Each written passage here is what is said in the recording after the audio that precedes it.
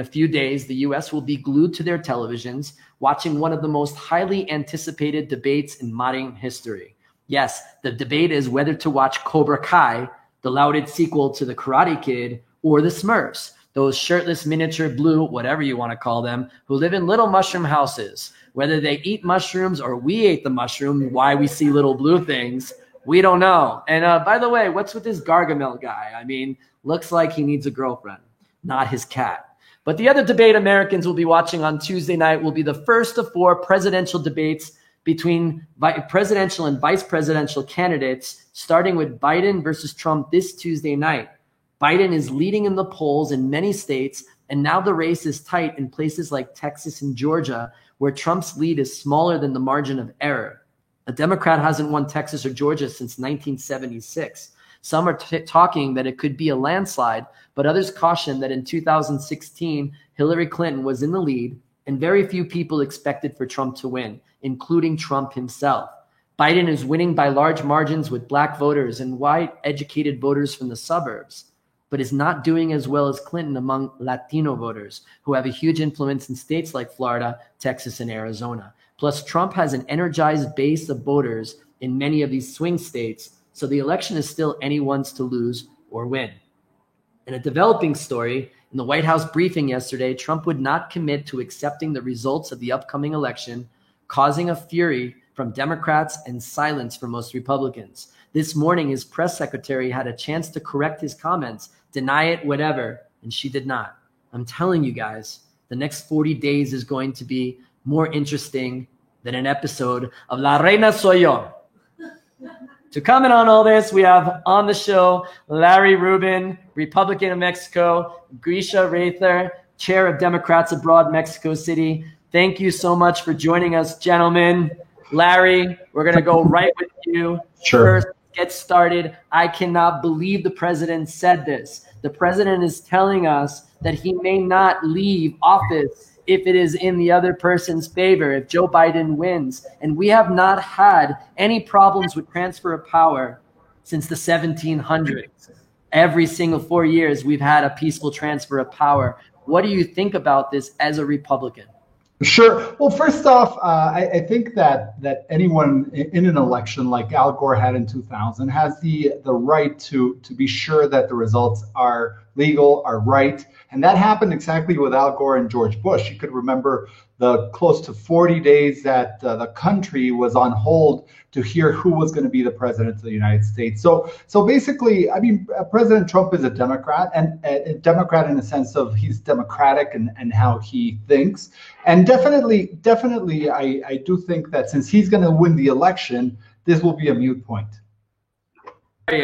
First of all, you can't call the president a Democrat. I mean, I understand what you're saying, but I mean, isn't it a president's job to give people confidence in our democratic institutions? Isn't it a president's job to make sure that people feel confident about this election? Because isn't he stirring the pot that if he loses, there might be incredible violence and maybe, as I said in many shows in the past, a possible civil war? Grisha, how do you feel about this?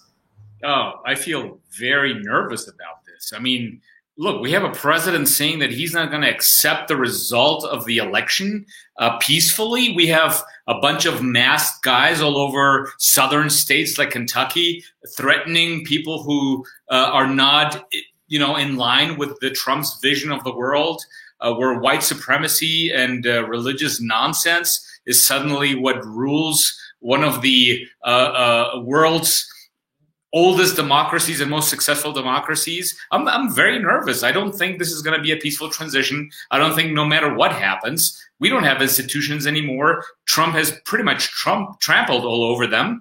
And I don't think nothing is a moot point. And whether he loses or wins in this election, the fact that he says, I'm only going to accept free and fair elections, whatever fair means in Trump's head. And I mean, Larry, come on. If you are actually saying that you think you understand what Trump is thinking when he says fair, it's really not based on facts. It's whatever he feels or he thinks at that particular moment is actually happening in the world. And sorry, but I'm very nervous about what's going to happen in November 3rd. And no, I understand. And I've been here almost 11 years. You guys have been here for a very long time.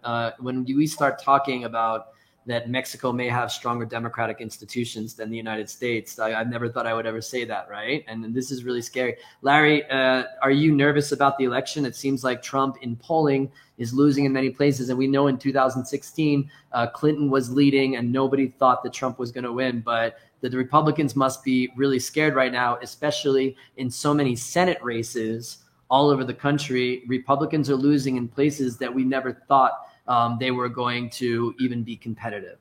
So, at the end of the day, we know how polling went in 2016. So it's not an accurate science, and I really think that President Trump not only will win the electoral vote, but will win the popular vote, and that will definitely end all types of rumors and hypotheses about what will happen if something different would the election look like. So I'm not nervous at all. I really think that we'll see November 3rd, but President Trump, and you've seen the numbers. I mean, Biden has in these polls has been losing ground for the last few months. So after the debates, and I'm certain that after the debates, it will be clear to everyone really where President Trump and Biden stands, and I'm sure that President Trump will do very well in the debates, much better than Biden.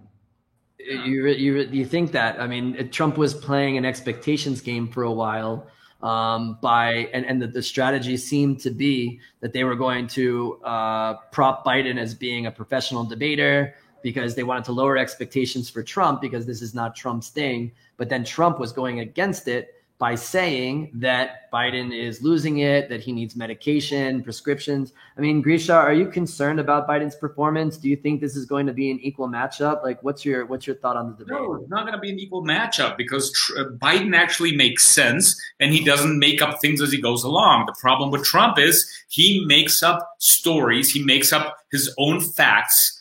You can have your own opinion, but you can't have your own facts. And the one thing that Trump does really well is as he goes along, he makes up facts. He makes up numbers. He makes up his own reality in his pink bubble where he lives, and he conveys that as if it were a fact. Of course, his followers believe it because whatever he says, they just go with it. But we have numbers, we have the internet, we have Google, and we can check and fact check everything he says. And historically, every time he makes a speech, we can check, and over 65% of the things that he says are proven to be nothing but lies and he makes up in his own mind. Absolutely. So let's talk about a lot of talk about this Latino vote, and we're going to do a lot more about this in next week's show. That Trump is winning the Latino vote because they're becoming more conservative and religious.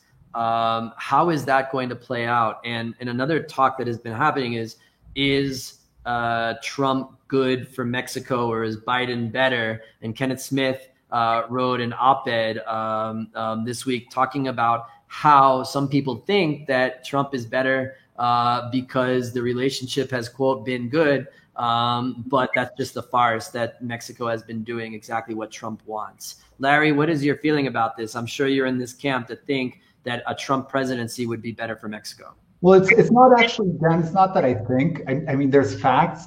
With Joe Biden and Barack Obama, we know they did most deportations from the states than any other U.S. president in history, and that's a fact. The fact that USMCA is today taken effect as of July 1st, which is a wonderful agreement, and nobody in their complete faculty would think that USMCA is not good for Mexico, not good for the states in Canada. And the immigration agreement is very good for Mexico. Actually, if you notice the numbers of immigrants crossing illegally into Mexico, which was a huge issue with crossings from January through May of about last year, about 500,000 illegal immigrants crossing the border, Guatemala, Mexico, and let alone the border from Mexico to the States. The immigration agreement that Mexico and the U.S. signed is also very important because it actually has lowered the numbers of illegal crossings in the States and in Mexico. So these are facts. These are not my opinion. This is simple, very objective facts. So definitely, I think the relationship is strong, and we've heard President López Obrador say it. and not only say it, but I think one of the reasons that it's strong is because in terms of bilateral trade, Mexico is finally the first commercial partner of the U.S. in history, right? I mean, it used to be Canada, it used to be China, and Mexico number 3. And today, Mexico is the largest trading partner for the United States. So those are examples, and not based on, on my own opinion. Grisha, please, do you have a reaction to that? You know what? Again, everybody can have their own reality if they want, but the reality is that the Republican-controlled Senate has been trying to pass something called the RAISE Act.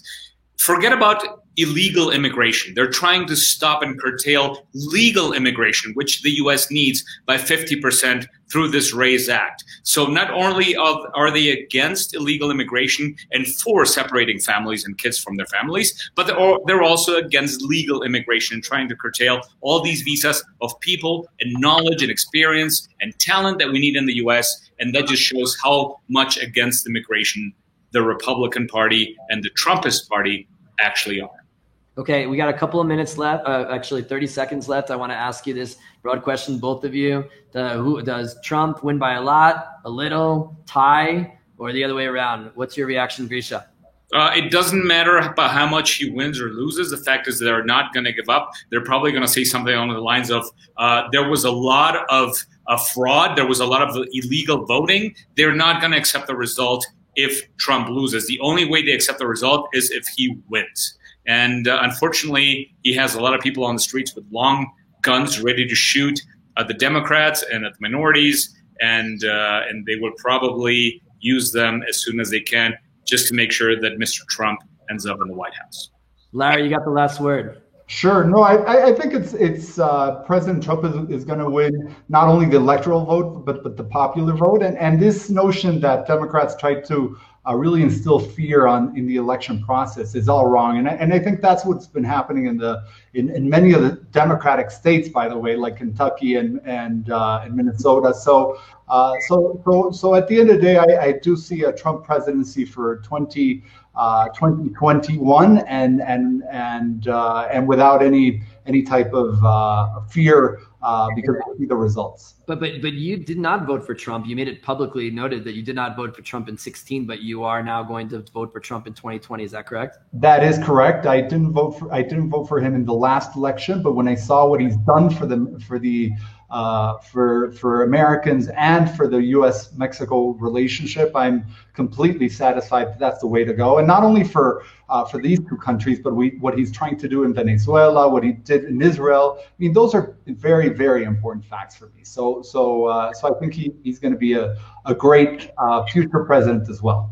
Okay, and Grisha, I'm sure you're not voting for Trump, right? No, I'm not. I will vote for anybody but Trump. And again, this problem, and I've said this many times, Larry, you know my main issue is not with Republicans, right? My main issue is with Trump and Trumpists. I think that we had a very cordial relationship up till now, but when we have somebody as crazy as Trump, somebody who is as derailed as he is, at the cusp of destroying what the United States stand for, I'm sure that many, many Republicans, 500 ex-members of intelligence services saying that they have their vote for Biden show that they're afraid of somebody like Trump being there 4 more years. And that's what I'm afraid of. And no, I'm not. Larry Rubin, Grisha Reda, thank you guys so much. I know you're on TV a lot here in Mexico and debating each other. It's really great that we have people living in Mexico, Americans living in Mexico, and giving this great debate. And hopefully you guys will be on the show before Election Day. Good luck to both of you. Thanks for joining us. Larry. Take care. Have a great day. You too. All right.